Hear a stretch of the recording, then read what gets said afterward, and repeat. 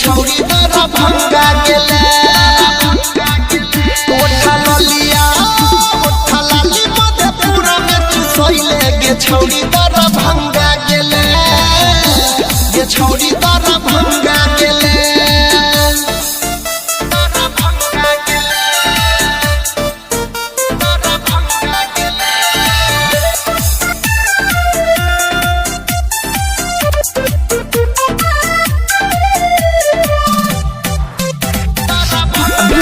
युवा star music की शानदार प्रस्तुति। देखी के चढ़ल जवानी हो जाए छे मन पानी पानी तोरा में खर्चा छे बेसी सुनै बंगाल वाली रानी देखी के चढ़ल जवानी हो जाए छे मन पानी पानी तोरा में खर्चा छे बेसी सुनै बंगाल वाली रानी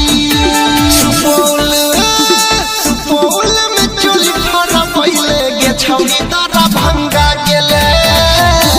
गे छौरी दरा भंगा गेले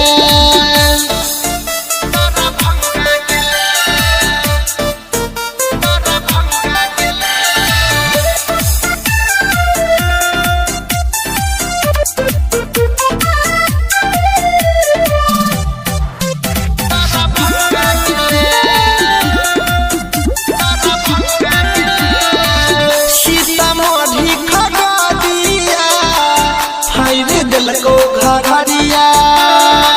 जिला समस्तीपुर के छौड़ा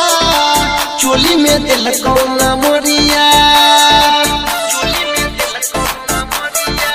सीतामढ़ी खगड़िया हायरे दिलको घरिया जिला समस्तीपुर के छौड़ा चोली में दिलको